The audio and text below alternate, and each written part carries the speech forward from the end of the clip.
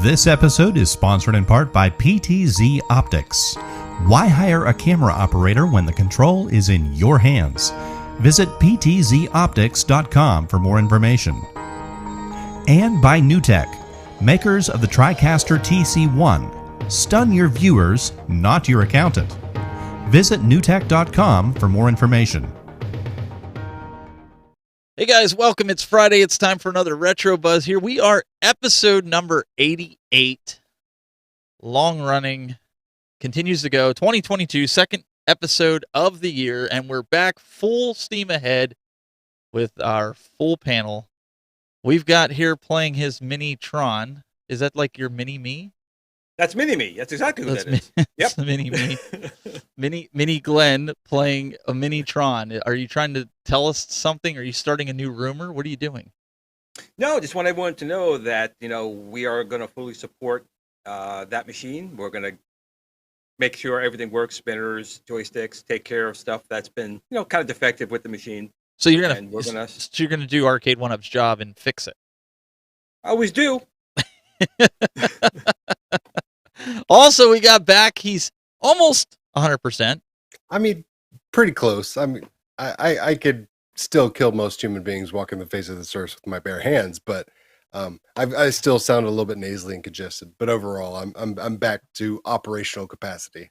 I was gonna play that song. What does it go? I'm back in the New York groove. But I didn't want to get a copyright strike on us there. Yeah. Yes. I gotta say, I've been gone a week, but like, it's funny to see things haven't changed. Like, pull up Glenn's image there. I've got to make one comment here. So, Glenn, put your lips together, and then turn to what I assume is your right. It looks just like it. Yeah, I mean, nailed it. Just nailed it. I mean. That needs to be on the packaging. That's true. That's a good point. You could put that on your packaging for that. Yeah, that needs to be on all the GRS packages moving forward. Is that image right there? Shoeshine says, I can't wait to put your stuff into my Tron cabinet and make it fulfill. That's what she said. Oh my God. I had to say it. Low hanging fruit, apparently. Well, like you said, Doug, some things have not changed since you've been gone. But this is the first show probably in about 5 or 6 episodes. Or 5 or 6 weeks, not episodes, because we did take off 2 weeks for Christmas and New Year's. Yeah, the holidays. So that we've all been back together, because Glenn wasn't here, and you and I did the show because he had to work. Mm-hmm. And then you got sick, and then you weren't here, and then we had the 2 weeks off. So it's been a doozy, and you come back to a slow news week. I mean, it is what it is. You guys got all the meat and potatoes last week of the CES news and announcements, but that's just the way the nature of the business goes. Everybody lines up their announcements for 1 week, and then after that it's just quiet, and then you that quiet settles for about a month and a half, and then it rolls into something else. But Toy Fair is already canceled, and the New York Toy Fair, third year trying to get going down there, and it's canceled again. Well, we gave you props last week, and again, we really appreciate you putting the news together for us last week, because you were anticipating coming, and then you were like, guys, I just can't do it. So I knew I would sound like some crazy person, screaming from the basement or whatever without my voice. So I was like, it just wouldn't be worth it, me even trying to sit there and sneeze and cough into a microphone and have nothing come out of my vocal cords. So I was like, you guys got this. Yeah, we appreciate you putting that together. So before we get into some of this, you weren't here to give your take on the CES. What was the most exciting thing that you saw? Obviously, you watched from afar, just like the rest of us. What was your standout announcement? We'll call it an announcement. I mean, this is like no slight towards anybody, but I was underwhelmed across the board. I did like some things I saw, like the new 2.0 IR arcade cabinet. I think that's a step in the right direction. As somebody that was an early adopter, am I shocked and surprised to see the same thing kind of upgraded? No, that's just the nature of electronics. So I'm not sour that there's a new, better version of the iArcade out there. It's something I mentioned from day one when I first interviewed Jong at CES. It was like, hey, what do you think about a light up marquee on this thing? And he's like, we're not really worried about that or doing that right now. I'm like, you really should. So I was very happy to see, the new 2.0 has the light up marquee, has, contract with JBL. So it's even more powerful sound. So that's cool. Just kind of wanted to see something more / different from my arcade. Maybe some more news about the online capabilities. Arcade 1-Up, Pac-Man. I mean, you can set your watch to a Pac-Man announcement from Arcade 1-Up. So, I mean, that's not a shock. The Cinebeat cabinet, that was kind of leaked months ago, so that was not a surprise there. The Pro Series, again, knew that was happening, knew it was going to be around the $1,000 price point. So none of that was shocking to me. None of that, honestly, is interesting to me personally. I know there's a lot of people out there super excited about it. They're like, oh, yes, I'll pay whatever for Killer Instinct Pro, and if that makes you happy, good. But for me, I'm still kind of sitting on the sidelines because Arcade 1-Up is just not releasing anything or announcing anything that speaks to me personally or warrants me opening my wallet for their asking prices currently. So it's good. I mean, it means I get to save some money because I need to. Apparently, I got a kid on the way. Well, one of the things that Hey, wait. The kid is going to come on the way. Does that mean you're going to have a deadbolt on the Cool Toy retro room there? Is that going to be like deadbolted, security alarmed? 100%. And I keep getting informed of all these things about children and babies. Like, apparently it's frowned upon to put like a jail cell style cage around them at all times. Like, wife was showing me these like little baby playpens, and I'm like, that thing's way too short. I'm like, she's like, what do you mean? Like, you gotta like turn it upside down and like pin them in there. And she's like, you can't do that to a kid. I'm like, says who? She's like, child services. And I'm like, this is all news to me. So, I'm learning. Well, let me ask you, this is kind of for both of you guys. Let me ask you, do you think, because we discussed this and it's not for Glenn or I, and that's not, a slight at anybody out there who wants this Pro Series, but do you think it's a little too late for the Pro Series announcement? Because a lot of these guys, we use the example Michael B, have 50 million of these, 3/4 scale arcades. Did they wait too long to bring this to the market, do you think? No, I think they waited the correct amount of time. I mean, you have to establish there's a massive need and desire from your customers for that product. And if you jump the gun, you did this like, 7 months into the first cycle of wave 2 or whatever it was, then you're cutting your own legs out from under you because you alienate people that aren't potentially ready for that jump in quality and or price. I mean, people are already still kind of coming to terms with the sticker shock in the last 12 months we've had from Arcade 1-Up, where the prices literally went up 40% across the board for most of their products. Prior to that, if they were to announce the Pro line, I mean, people would have revolted even more. It would have been torches and pitchforks. Like, you can't announce a $1,000 or a $1,200 cabinet without setting the table with these $600, $700, $750 prices in between. So, I mean, they've essentially breadcrumbed people into the oven, which is what's happening here. Because, hey, look, we're going to get you, going to get you hooked on these $200, $300 deals. We're going to change some things around. Those 300 deals are going to go to 400, 450. And then, hey, look, we'll use inflation and all these other reasons and impacts and rationale to say, hey, 750 is the new target moving forward. You get new cool things like a 10 sign and a stool you didn't want, and that's the justification for the price increases. But oh wait, there's more just around the corner for $1,200 or $1,000. We'll raise the cabinet up another 6 inches and give you some quality controllers you've been asking for 2.5 years that even at a retail cost would not justify the price increase. But I digress. Am I happy? Honestly, I'm happy to see them doing the Pro Line series. Is it for me?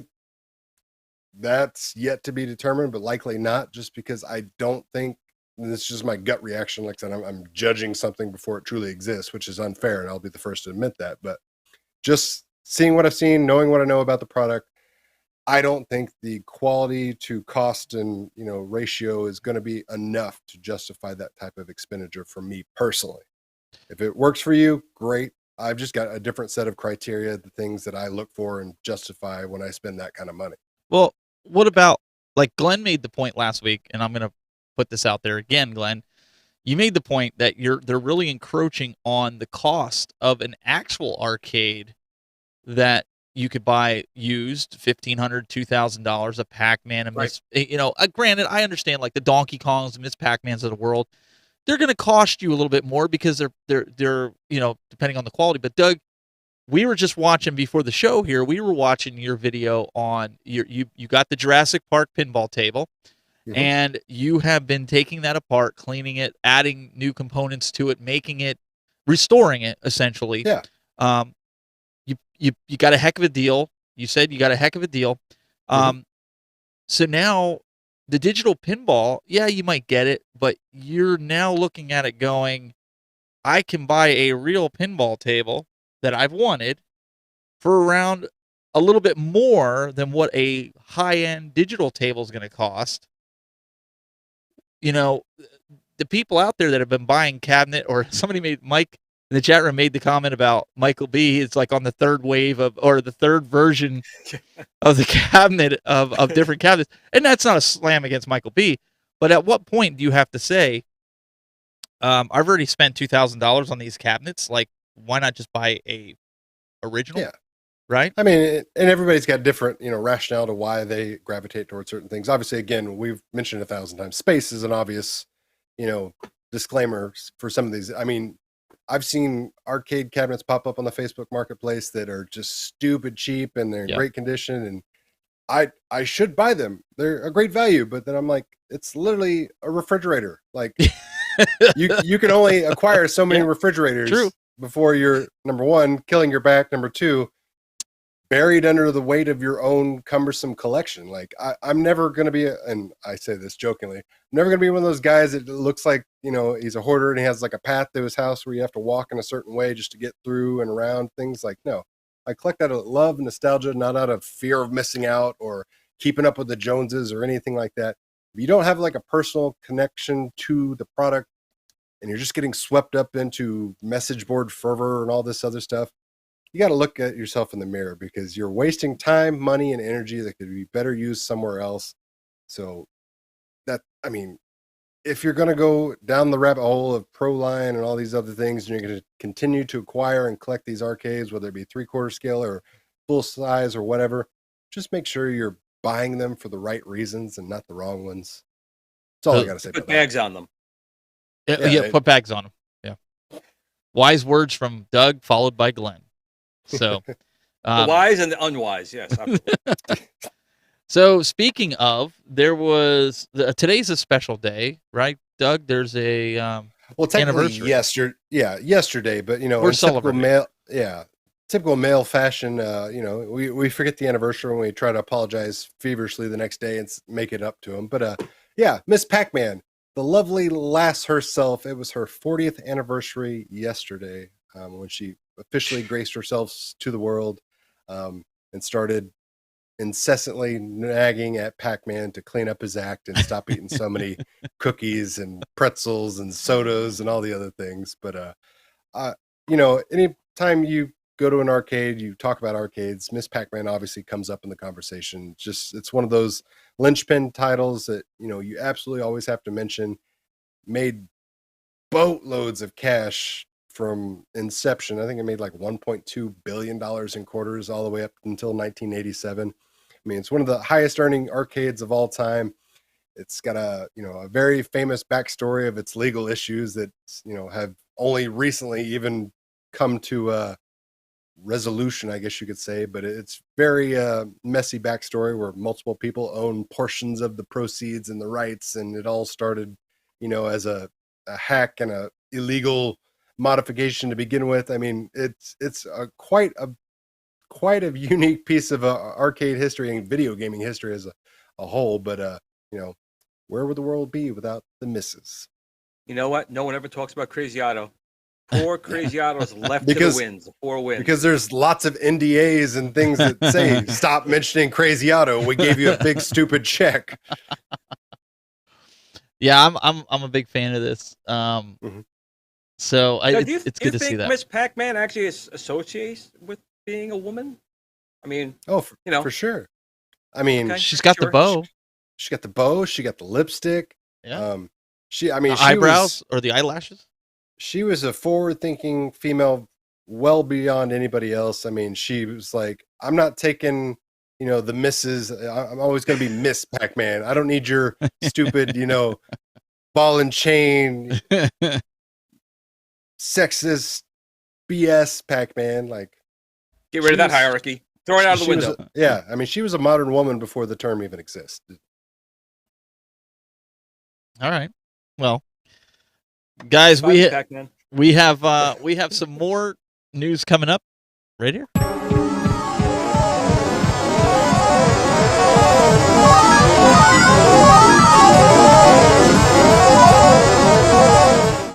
All right. So we've got a bunch of different topics for you guys here. That was one of them. That's always a fun one, though. Yeah, I'm sorry. I've got to read one comment that just made me laugh out loud. Go ahead. So this is from TiVo67. It says, Miss Pac-Man should have been named Ma'am. Pac-Man. Ma'am Pac-Man. Okay. Let's play some Pac-Man. Pac-Man. Pac-Man. You can tell I'm going to be a dad because, like, that is a true dad joke, and I'm just like clearly Well, reacting way more than I should on that simple one. did you see the looks kind of like Glenn and I were giving you when you were giving your spiel about Pac Rat and having paths to your house? You haven't had kids yet, Right? so as soon as the I tried so hard not to. As soon as the kid toys and jumpers and walkers and things come, you are, with all the stuff that you have, you're going to have a path to your house. And then the next words out of your wife, and guys in the chat room, mark this date because Glenn and I, he's agreeing with me. The next thing out of your wife's mouth is, Doug, we need a bigger house. Oh, that was prior to the kid. We've been talking about that for 2 years. Well, it's really going to come out the then. housing market. I'm settle. marking down to wait till the baby turns like 1, 2, 3, and Doug buys the gifts. And when the kid opens it up, he goes, "Oh, well, you're not supposed to play with it. Hold on, let me take that from you. Put it over here. It's to look at. But yeah, well, play with it. No, it's not to play with. No, This Ghostbusters Proton Pack. No, it goes over here. Everybody knows I'm the guy that takes the toys out of the package. He so does. I have no problem with them playing with it. I'll tell you guys the same thing I told my wife when she's like, "What are you gonna do with the kid wants to play with your toys?" I'll look him square in the eye and tell him to get a damn job, just like I did, and buy his own freaking toys. Right.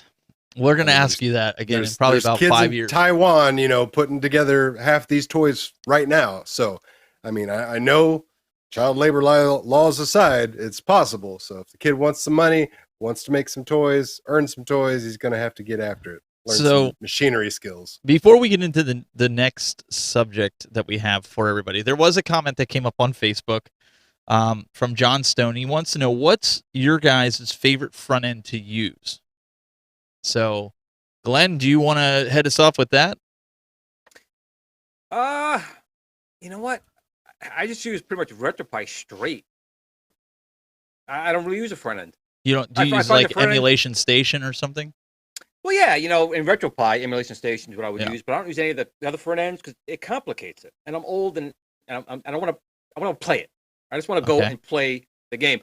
I actually have gone the other end. Like, I don't have thousands of games anymore. I put maybe 30 or 40 of my favorites, and that's it. It takes too long to go through it, to be honest. Doug? Since I am not a Pi guy, I prefer PCs and the Optiplexes and things like that. I lean towards Launchbox and Big Box. Yeah, I'm with Glendo. I use Emulation Station with RetroPie. I guess CoinOps is considered a front end, right? I mean, they still consider that a front. So I use CoinOps too. There's one on the Mac. I don't have it right now, but do you remember what the name of that one was? I use that. I have the joystick icon. EMU, or what is it? MU. OpenEMU. OpenEMU. So on the Mac, I use OpenEMU. I use that on the Mac. A couple of my buddies who are not very savvy in putting games into a front end with artwork and stuff, OpenEMU is like a very good front end for a novice to get drag and drop to get started, especially for Mac users. That's something. So Yeah, Don't whatever. ruin these classic games with a Mac. I mean, come on. They let's run get better good on a Mac. thinking They them. just scream and say, "Yes, we have the power to run." Ugh. Ugh. So I got the COVID taste in my mouth. With that one. Glenn and I were discussing in pre-show before you were getting on, Doug, about. Hey, that was private. That was between you and me, dude. Well, okay. So before we were talking about Retromania Wrestling, how I was talking about a game. We'll get to it later on Limited Run Games. They talked about Retromania coming to Limited Run Games. We haven't seen it yet. Yeah, I mean that's been talked about since its inception. Any news on right. it? Do you know anything about it? No, last we heard it was going to be May of last year. So, I mean, I know tons of things have changed in the development of the game and the add-ons. But yeah, as far as a physical copy, there are some that do exist, but for like the Switch, if you want that limited run treatment, You know what? still question marks. I heard that they're waiting for the major DLC, that they're putting you in the game, but they're going to make you look like Cobra Kai, Oh, and okay. you were going to be wrestling Stevie Richards. That was the rumor I heard, and I just wanted. Okay. I'm trying to get validity out of you. Well, if there's truth to that. I do have NDA sign, but if I was to speak hypothetically, it would not be Cobra Kai. It would be Miyagi-Do because Okay. I'm a good guy. But again, that's all hypothetically. That's and I heard Just Glenn was your talking out manager in the he was going to be the Paul Heyman of you were like the Brock Lesnar, he was the Paul Heyman. So at least that's what I've been reading. I am no one's Heyman. I'm no one's Heyman. He doesn't watch wrestling. Well, the reason I brought that up is for our next story. So talk to us a little bit about it. All right, so if you do want a classic retro-inspired game on your Nintendo Switch, wrestling themed, then you got something coming your way in February. You got Action Arcade Wrestling. This game has actually been out for Steam and PlayStation, Xbox for a while now. So if you want to play it, you want to try it out, you can on those other systems. But for the Switch, it's finally coming in February.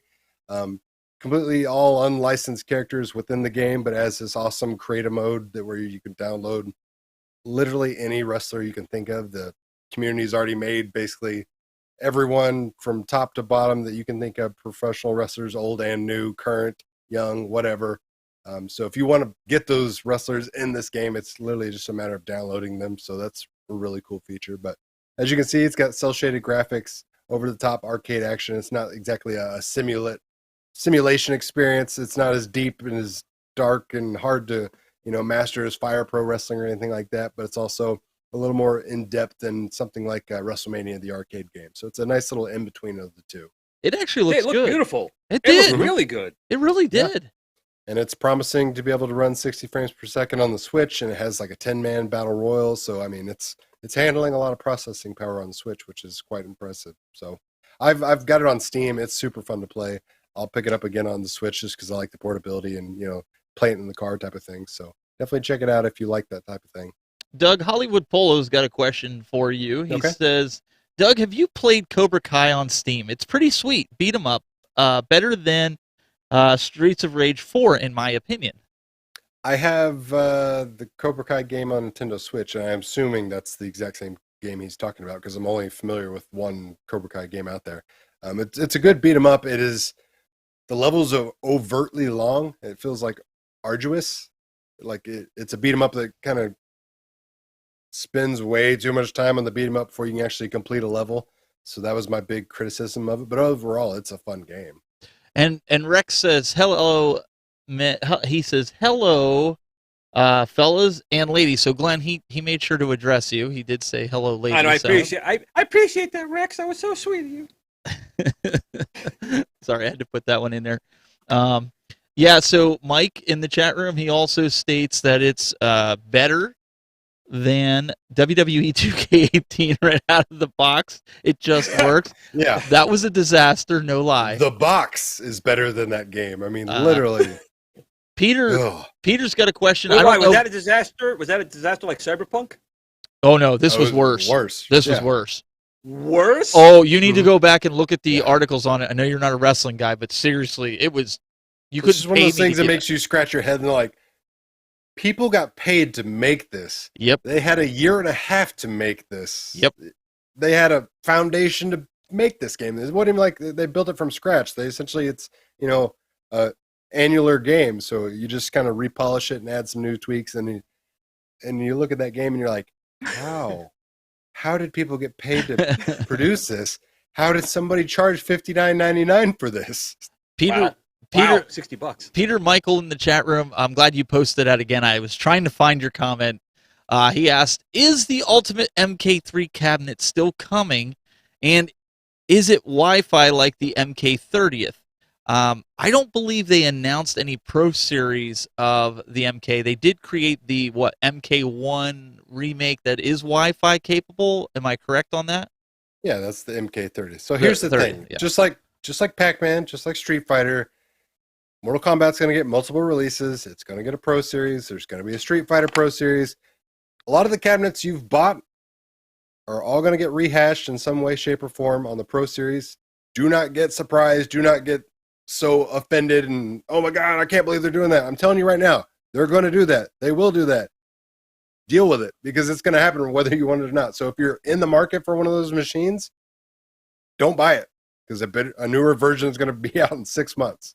That Ultimate version you saw was a mock-up. It's essentially what the MK 30th anniversary version turned into. Does that mean they won't ever give you another version of something like that? Maybe a retailer exclusive? No, that's also likely going to happen, because again, like I said, you can rehash, reskin, repackage these things over and over and over again, which builds you up some revenue stream. And yeah, I mean, it's a proven trend in all of electronics and just consumer marketing in general. It's not something unique to Arcade 1-Up. I mean, there's a tried and true reason they do this type of thing. Do you like it? Do you have to like it? No, but you have to accept it, because it's not going to go anywhere. I got to give a big shout out here to Juan in the chat room, Juan Persia. He's one of my partners in crime in Fortnite. Those of you guys that actually come out and watch us play some Fortnite, him and his daughter, we have a good old time, and don't let him kid you. Don't let him say, "Oh, my daughter will play," because she'll kick your butt. She's good. Oh, she's the ringer. She's young and she's good. Like, I'm like, yeah, I forget. I think I said watch her be like 10 years old, and she's like whooping her butts, and she was like 10 or 11 or something like. So I felt like this big. But you know what? He's pretty good. We've gotten a lot of wins with that, so really appreciate it. He's been like my #1 cheerleader for the live gaming streams. So he sits there and watches, and his daughter. So it's a lot of fun. So guys, we appreciate it. Any comments from your guys' chat room? Since we're on some comments here. Oh, Rob Coleman just remarked the motor industry does it all the time with the facelift models. And yeah, like I said, it's not a unique thing to any specific, part of the retail market. It's just part of business. Glenn, anything? I don't have any chat people. No, I'm lying. Oh, okay. So nothing major. Nothing major. Okay, so Michael B did comment about that Pro Series. He said John D did do an interview and showed it off. Okay, so I didn't see that interview. So okay, I stand corrected. That apparently he did show off a Pro Series Mortal Kombat. John D's also said a lot of things that aren't true, and John D. Hey, listen, man, I'm just reading the comments here.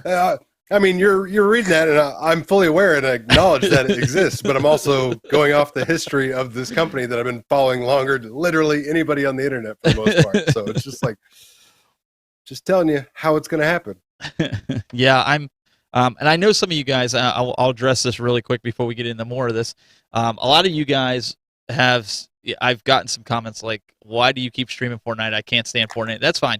I'm streaming other games as well, but what I'm trying to do is those that are interested to watch it, that's why I'm streaming to YouTube, because eventually I want to move the gameplay completely over to Twitch. I want to have YouTube set for my videos and these shows, of course, and what I do with Glenn and Doug. And then I want Twitch to be the gameplay hub for any games that I play and things like that. This way you don't have redundancy with your content creator, right? You have the same people that post to Facebook, Instagram, and all these other places, the same daggone picture, and then they want you to subscribe to everything, so you're seeing their picture like 20 times that they're posting. And I'm guilty of it too, just like anybody else.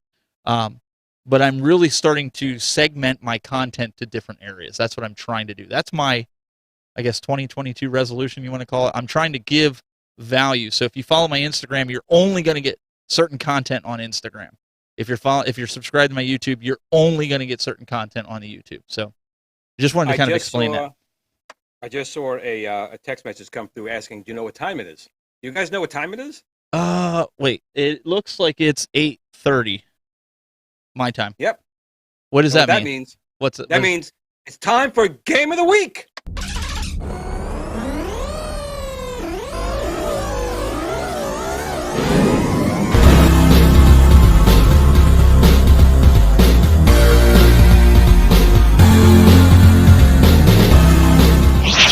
So what game are we taking a look at this week? It's Sega's Star Trek Strategic Operations Simulator. Set phases to fun. The Star Trek Strategic Operations Simulator arcade game by Sega was the first official Star Trek arcade video game. Released in 1982, it was inspired in part by the Kobayashi Maru simulator seen in Star Trek II: The Wrath of Khan. We are now in violation of treaty, Captain. Battle station. Activate shields. Shields activated. Alert. Klingon torpedoes activated. Alert. Evasive action.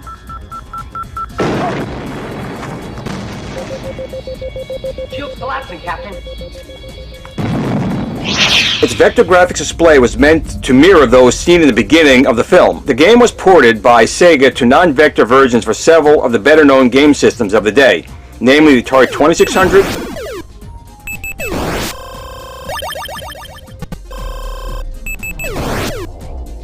Atari 5200, ColecoVision, Apple II, Atari 8-bit computer family,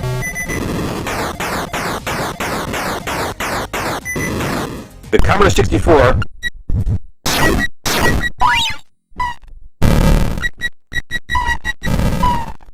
VIC-20, but most notably, the TI-9948 version, which did include digitized speech. Entering Sector 2.1.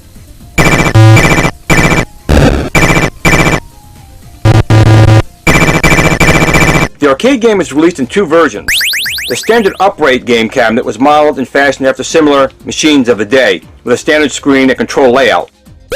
In addition, there was a special captain's chair sit-down model that was fashioned to simulate that of the bridge of the retrofit Star Trek USS Enterprise that was first seen in Star Trek the Motion Picture. Its controls were built into the chair, which the player sat, with in-game screens simulated in the separate console in front of the player. In both cases, the game included a rudimentary voice simulator, which used Scotty's voice to give you commands and Spock's to welcome you aboard and announce the entry into each sector. Play Star Trek. Be the captain of the Starship Enterprise. Press player 1. Welcome aboard, Captain. Entering Sector 3.4. Damage repair set. Neither was the actual actor's voice, but a computerized interpretation. The gameplay consisted of piloting the Enterprise through various space sectors, which have starbases that are under attack by Klingon cruisers, mysterious alien antimatter ships, and the Nomad probe from the original series, The Changeling. The player steers a ship by rotating a knob, either on the upright console's front or the sit-down left arm of the chair. The game's screen is divided into three sections. The upper left shows the player's score as well as the ship's amount of shield energy, green line, photon torpedoes, red boxes, and warp energy, a blue line. The upper right gives an overall view of the sector, including enemy ships and the starbases. The starbases you can dock with to re-energize your shield, restock your torpedoes, and repair your ship. The lower part of the screen shows a direct forward view, similar to the view screen of a Star Trek bridge. The player has only one ship to use. If it's destroyed, it's game over. The ship can be attacked by Klingon ships either by disruptor fire or by collision, by the antimatter saucer, which drains the Enterprise's warp power if it comes in contact with the ship, or by Nomad and the special mines it lays. I am Nomad. Damage is first absorbed by the shields, which you would see in the upper left-hand corner of the screen, which is in green. When drained, any additional hits takes them offline. Further hits destroy the proton torpedo controls and any torpedoes the player has. Next hit takes out the warp drive. One more hit destroys the ship entirely. Any and all damage can be repaired by docking with a starbase. The game has 40 simulation levels to play through. The format is usually 5 attack waves by Klingons and saucers, followed by an empty sector in which Nomad lays mines. In the Klingon levels, there are 3 versions of the Klingon cruisers: red, which immediately target the star bases; purple, which comes after the Enterprise with disruptor fire; and white, which try to ram the Enterprise. All 3 types can be destroyed by single phaser or torpedo hits. A further note, a red Klingon ship turns purple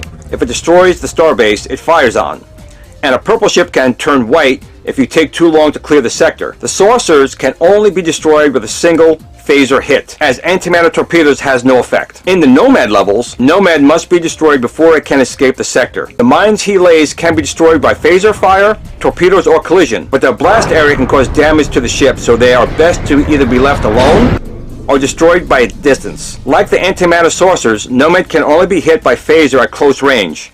It's shielded from torpedo attack. Surprisingly, a Vectrex arcade system port titled Star Trek The Motion Picture came out about the same time, but only bears minor resemblance to this game in graphics and gameplay. It was not a port of the arcade game. So that's it for this week. Be sure to join us next week for another Game of the Week. Until then, remember to tell your family and your friends you love them, and remember in your free time to always game on.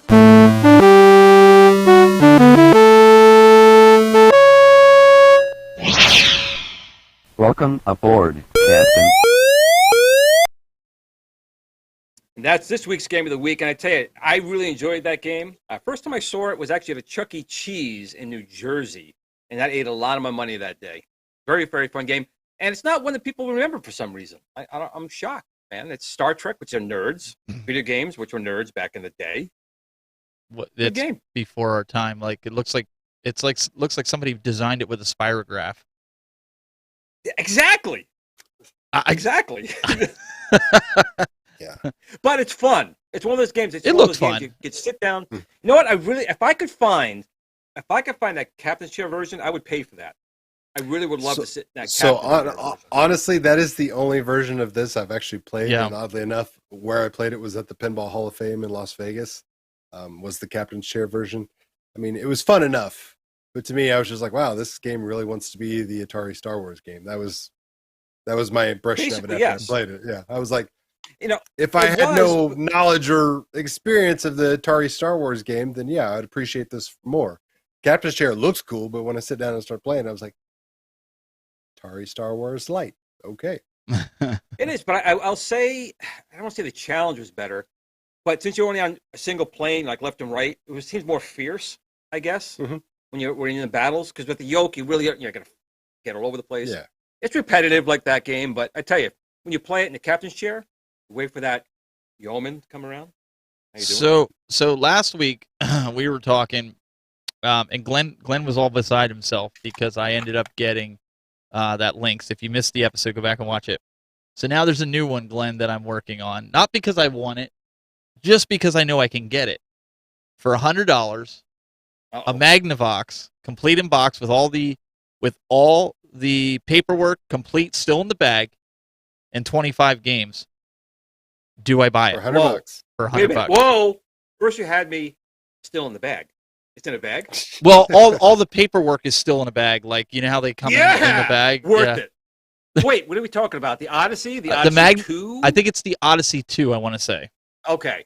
So the Odyssey 2 came out after the 2600 and the Bally Astrocade. And to be honest, the graphics were not as good at all. But it did have the keyboard on there, and there were a couple of good games, like Casey Munchkin, Casey's Crazy Chase. But is it worth the $100 for the 25 games, it complete in box? Because I'm not going to play it. I think so. No, I totally think it is. The one piece you're going to have to find somewhere is to get the voice. If you have a Magnavox Odyssey, not a lot of games support it, but you have to have the voice, which is a voice synthesizing module for it.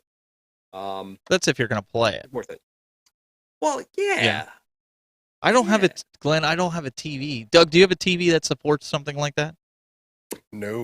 Whoa. Oh, come on. No. Come on. You can get an adapter. I can't even play an Atari on mine. I actually have to. I can, but I purposely choose not to. This is the same reason I don't watch movies on VHS. Like, I'm not the scanline guy. Like, I know people love scanlines and want to be as authentic as possible. I'm not that guy. I want to see everything as clean and crisp as possible, 4K resolution. Oh. Yeah. How is that retro? Retro is the lines going across, and the tracking sensor getting all screwed up, and the lines keep coming across in the battle scenes you did too many times. That's what it's all about. That's retro. No, I converted. that's you looking at things through rose-colored glasses. I mean, just because it was like that before doesn't mean it has to be like that now, nor does it mean what was before was the best representation of it. Again, going back to the VHS Betamax, comparison. Okay, I'm going to say original theatrical Star Wars, special editions. The rest of my case. Battlefield 2. Well, that's a different thing because there's changes. If you wanted to watch original Star Wars in grimy, untouched, 480p, or do you want to watch it in 4K? If we're talking about apples to apples, the exact same movie, how would you prefer to watch it?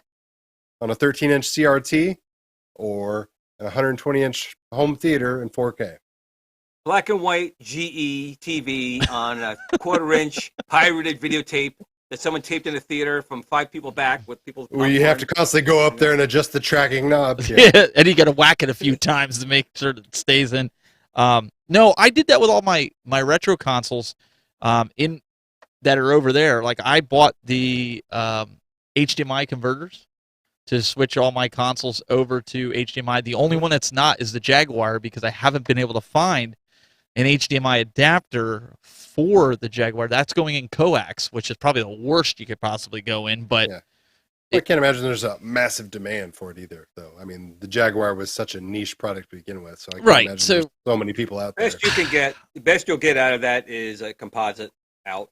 But I'm actually really waiting for you to say you offer them the $100, and they said, "Oh no, you're not getting me with $100, buddy. I'm giving it to you for $25." Well, so I was gonna I was gonna go back to him and say, how about I give you like $50 in hopes that they would come back and say 75 and walk out with it for 75. So I'll keep you posted on it.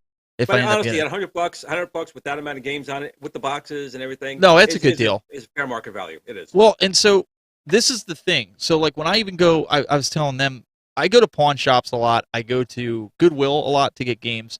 If you look at my Instagram, I just picked up all those games plus I think there's 4 other games not pictured that are duplicates that I'm gonna trade off because they're valued pretty good, as well as Nintendo games. I got it for $50, and there's probably like I don't know 20, 25 games there.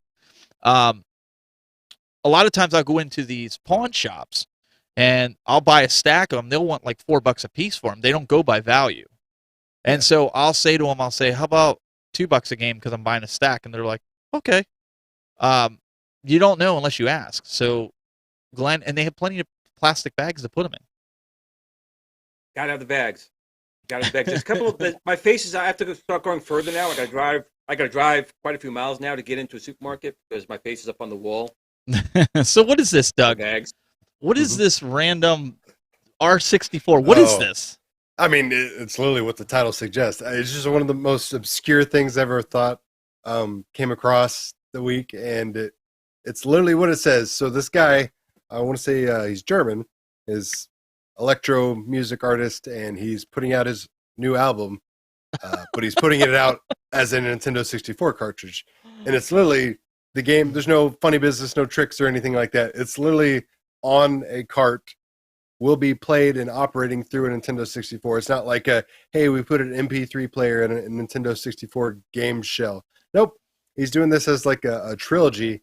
I want to say it says somewhere in the article. I think he's got like a Game Boy Advance version coming out of a different album.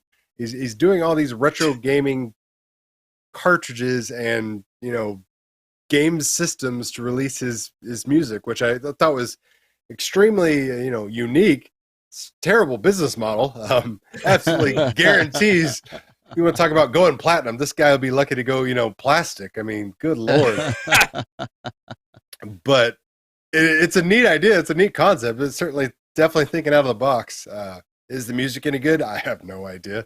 But I thought it was interesting to see somebody, thinking of a new way to bring attention and some, thoughts to beloved consoles like the Nintendo 64.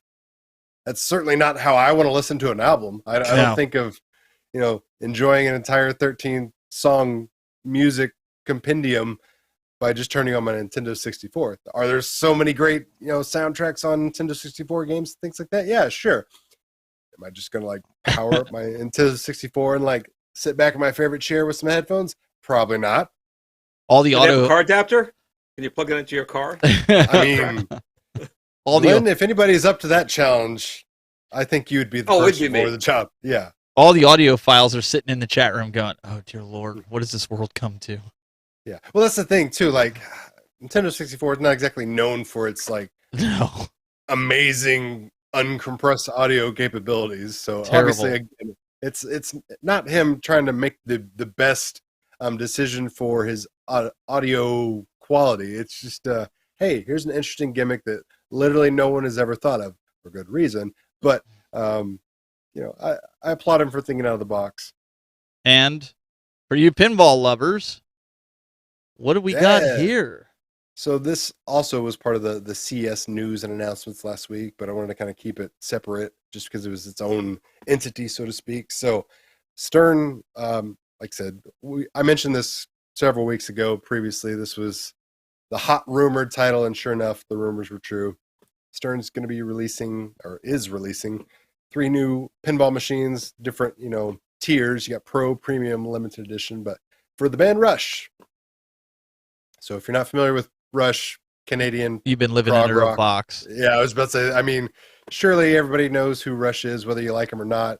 I mean, you can be indifferent to them. How can you not like Rush?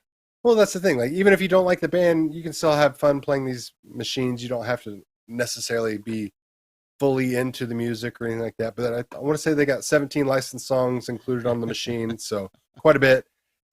Designed by John Borg, same guy that did Jurassic Park, my Jurassic Park that I just acquired, Teenage Mutant Ninja Turtles, Star Wars, Data East. So many amazing games in the 80s and 90s and 2000s. John Borg's been around for a long, long time. Prolific designer. So this is a very similar theme as far as layout table-wise to some of his other designs as well. So a little bit reminiscent of certain things. If you're a longtime pinball fan or a John Borg fan or something like that, you may see a lot of the similarities. But it's got a lot of cool mechanisms, toys. You got the time machine in the middle there that has a magnet to it where it sucks the ball up and shoots it around. So this should be shipping Looks like a beautiful relatively. table. Oh, absolutely. I mean, these things are immaculate. They should be because they cost at the start $6,700. So Wow. I mean, they're definitely not cheap. These are premium items by far and away. But I mean, at no point in time has I ever met anybody that's walked up to a newer Stern and said, "I just don't see the money there." I mean, you can see the money and the details there. Right. It's just whether or not can you choke on it and buy it. I But, like the little details, like even on the chute where they had Rush. Yeah, the that's really engraver, nice. Yeah, I thought that was a nice touch. Little Yep. things like that. I mean, they're all over the place, but you got old concert footage, new concert footage on the back box on the scoring display. So lots of cool stuff. Like I said, if you're a huge Rush fan, this has been something you've been dreaming for years. But this is the latest and greatest. Typically, Stern comes out with another announcement around May. Rumor is it's going to be Marvel Venom cabinet, and then around August, September is typically their last announcement for the year, and the rumor is that's going to be Back to the Future. Whether or not the rumors pan out, we don't know, but so far the rumor mill's always been pretty accurate. Like I said, had knowledge that Rush was going to be the next table up around October of last year, and lo and behold, here it is. That's a good tribute to Neil Peart, I think. Yep, and they actually, when they did a gameplay live stream of it last Friday, they were raising money for the Neil Peart Foundation, so proceeds to that stream where they were showing the gameplay and everything off went to the Neil Peart Foundation, which I thought was, a nice touch. So we know Glenn is going to purchase that. I would love to. That's a beautiful. It is a beautiful cabinet, table. and I like Rush. Yeah. So I mean, you'll have Tom Sawyer stuck in your head for sure, and Oh, Working yeah. Man and all the other classics that are on there. Better not do it. Yep. We'll get a copyright strike just from doing Yeah. If anything, just you can go watch "I Love You, Man" and the whole slap at the bass with that. Paul Rudd and Jason Segel. Yeah. So what happened in Denver? I see that So there's a retro bandit. Not to Yes. be confused with the retro buzz. So really, when I read this article, I mean, it's not so much anything to do with gaming I mean, they apparently labeled this guy the Retro Bandit because of his glasses. He has flip-up glasses. I see that. But as they describe the gentleman and his That is not me. his stature, I really made me wonder, Glenn, where were you a couple weeks ago? Or excuse me, maybe a couple days ago. Because when I saw the side profile, I was like, that does not look like me. That looks like Glenn's frame. That looks like Glenn's beard kind of poking through in between the beanie and the bandana.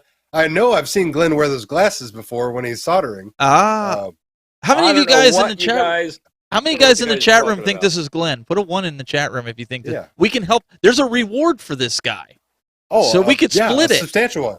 So if this is my hat is that Glenn? See, I'm telling you, Glenn, look out. So apparently this guy was robbing banks, but he was doing it politely. He wasn't showing anybody a gun or a weapon or anything. He was just saying, hey, I'd like to make a withdrawal. And they're like, hey, what's your account number? And he's like, I don't need no stinking account number. I don't need no stinking account number. Fill up the bag, lady. I need to buy a Sega Star Trek. I mean, what do you want me to do? Yeah, there you go. Oh, look at it. Here comes the ones. Yep. Oh, my goodness gracious. Well, but it also kind of goes with the trend of you can just throw retro on anything, apparently, because there's retro bank robbers now. So, what do we got here? Ritual says in the chat room, he goes, well, it's either Glenn or it's Detroit Love, which very well could be possible. Yeah, I can see that as well.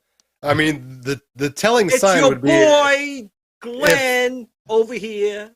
If hypothetically this retro bandit, aka Glenn, if the bags of money he was walking out of were the clear grocery bags, like if he walked in there and he's like, "Hey, load it up," that's all I need to know. I'm calling that tip line. That would be bad.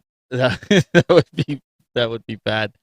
My little sandwich bags will break with all the coins. So only you would rob a bank and accept coins. Or because now that's retro. Yeah. So we have all soon-to-be Anthony dollars, please, and he's a little. There you go.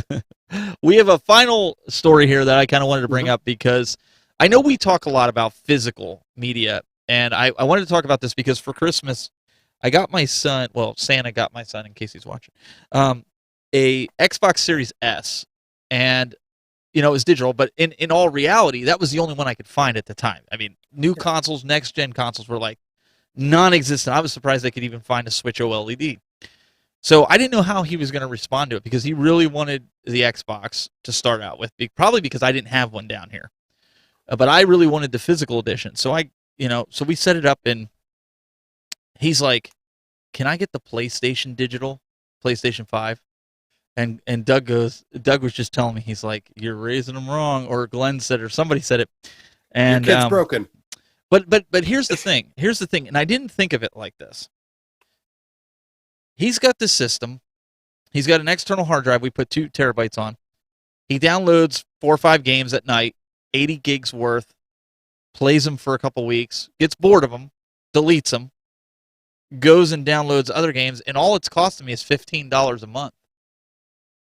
Where we, the collectors, I got a Series X because I wanted the physical media. And we're like, we'll just buy these games, right? But we still have to install them. And then if we run out of room, we still got to delete them. And these games are virtually impossible to play without the patches. So even if you have physical media and they shut the servers down like they did with the Xbox servers, that's a bit of news. I think it was yesterday or... The Halo servers, everything, 360 servers are down. Struggling. Done. Yeah. So this is what happened here. So Sony here is putting together a PlayStation Game Pass, and we were sitting here, and I was like, "Yeah, this is pretty cool," because I think this is something that the other generation. Glenn, wake up! These companies are killing me. Why? Glenn looks like the He-Man meme where He-Man's got like the rainbow background and he's got the exact same. Because this is like the worst possible scenario, which you just said right here. He's got the games, he deletes it. It's only $15. The games are lost. If the game is good or bad or whatever, those type of games at one point are just going to be gone. Gone. No. And they belong in history. They belong part of it. And these digital-only consoles are bullshit. I'm saying it right now. These digital-only consoles are absolute bullshit. It's just for the companies to make money, hand over fist, and you get nothing back. You go to trade them in, you get nothing for it. It's bullshit. It's bullshit. It's Kathleen Kennedy in the gaming market. Wait. But so as a PS3, Xbox 360, maybe a little bit before that, where there was downloading patches and stuff, are those games going to work right now on the Xbox 360 correctly without being able to get a patch That's for it? more bullshit. I'm sorry. No, I listen. I agree with you. So what's the difference between the physical media I'm telling versus all these companies right now? Design your games to work out of the goddamn box. I'm serious. It really pisses me off because they release these games. Like the one I remember is Cyberpunk, right? But you guys said it's another game, Russian game, or whatever was worse. But you're spending good money for these games. They're half-assing it, charging you top dollar, and then what? You delete from the hard drive and it's gone, and that's it. That's bullshit. It's bullshit. It's just for these companies to make money off of you, the gamer, and you get nothing for it. It's bullshit. I'm sick of it. Unfortunately, it's not changing. But that generation. Well, it's not going to change. It's not going to change if people keep buying it that way. These companies, if you buy it, they're making money. They don't care. When you stop opening a damn wallet and giving these companies your cash for half-ass games that you can't keep, they shut down servers in 2 or 3 years, can't play anymore, it's bullshit. Sony, but even Xbox, if you buy physical media, it's still useless without those downloads and patches. In these newer consoles, yeah, yes. Again, it's bullshit. But at least when you get physical, a lot of times, that patch, you come down to like a Wii, someone release a patch. You have to take the ISO, you got to patch it. It's still shit. I'm really mad about this. I'm cursing a little too much. But these companies really are just doing this to make a fast buck. They release games half-ass. It's a bad out-of-box experience to begin with when you're playing it. You got to wait maybe an hour to download the patches, and then they shut the server down. The game's worthless. So what if you really like that game? You shouldn't just be like, I delete off the server and I forget about it. That's bullshit. That's how these companies want to do it. Like, look at Xbox did. They had to backtrack it. Why? Well, I'm going to talk about they backtracked their not being able to take used games on their machine. What happened? Everyone flipped out? What did Microsoft do? Oh, no. We didn't mean that. You, the user, you, the consumer, runs it, not these companies. As long as you buy, they'll sell you crap. When you stop buying it, you change the market. It's all on you to do it. The last console I bought is the Xbox 360 and a PS2 I got secondhand. I actually bought a PS1. I won't buy these new consoles. They piss me off. Thank you. See? Right there. Glenn, this is my bullshit rant. Glenn, this is a comment for you. Go ahead and read it. Get with the times, bro. We're in a digital age now, bro. The disc is worthless now, bro. Since you have to install it, bro. No, I disagree. To be quite honest, you get SD cards now. I go to Walmart, get a 256 gigabyte SD card for like $17. All right, it can be done that way. I'm sorry. I think when you purchase something, I'm pissed off at these licenses. When you buy something, it's a freaking license. You think you own it? You don't even own it. You paid to use it. They own it. That's how software is too. It's bullshit. I'm sorry. We as gamers are allowing it to happen. Why? Because we're paying for it. When you stop paying for these things, the companies will change their tune. Microsoft changed their tune a number of times. PlayStation changed the tune a number of times when the community got pissed off. But we're buying it this way. And simply say, that's just the way it is, it's digital, is bullshit. It's bullshit. As a collector, I want the physical copy. I want to be able in 15 years to plug this thing in and have it work. If I go to plug it in, it says, sorry, server's unavailable, can't play it. That's bullshit. Doug, you want to follow that one up? I mean, I'm kind of. Yeah. I mean, I don't disagree. The only thing I could say, and I agree for the most part with everything Glenn said, is just kind of harking back to the vote with your wallet. I mean, it goes, whether we're talking about video games or things in your life, plain and simple. The average consumer does not understand how much power they have in their decisions or indecisions are in terms of what they have available to purchase in the future. If you don't like something, don't say, I don't like it, but it's good enough and I'll settle for it. I'm not going to be happy about plopping $700 down, but I'll do it. You're the problem. But plain and simple. The average consumer wants digital. they don't want the physical media. Just Do like they? yes. Do they, or they not have a choice? 100%. Do they, or they Nope. don't have a choice? I stood in GameStop when I picked up the Series X. They're like, dude, why are you getting that? And I said, because I want physical media. And they're like, oh, no, man, digital's the way to go. 5 people chose the Series S over the X when they got that in stock. I was This is a floored. world I don't want to live in anymore. I was want off floored. this world. Elon, call me, get me to Mars. I want off this planet. So Sick. let me put this out there really quick, because then we gotta wrap this up here. I know it's a new game alert, but it's not really a game. Check this out.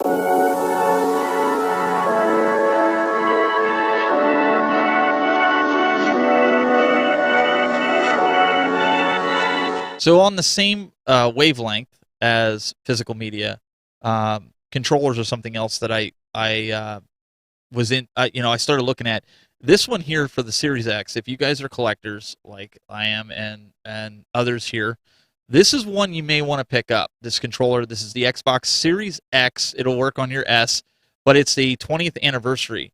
Now you can see what GameStop's charging for it, $70, but people are already selling this for $140 because it's a 20th anniversary. Even if you're not into getting the additional controllers and you're collecting, this is a controller, in my opinion, that you should pick up right now, because these are getting scarce and more scarce to find.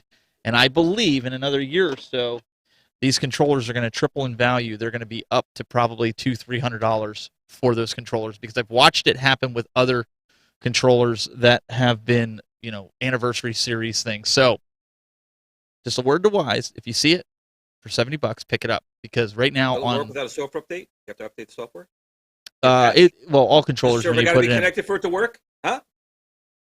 Well, like anything else, right, Glenn? But either way, I wanted to put that out there. So if you guys are looking to, if you're collecting, pick that up.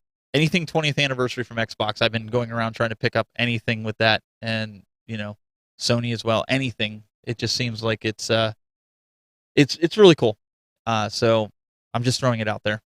Keep it nice. Play with it with your game and use it, but take care of it.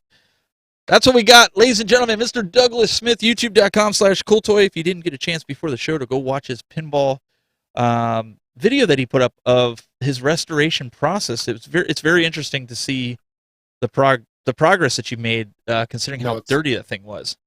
No, it's not. Cancel Cool Toy. It's cancel culture. Whatever. Unsubscribe to Cool Toy. That's what I'm So saying. real quick, Peter asks, he says, so Steven, he says, do you buy physical movies on Blu-ray still? No, I do not.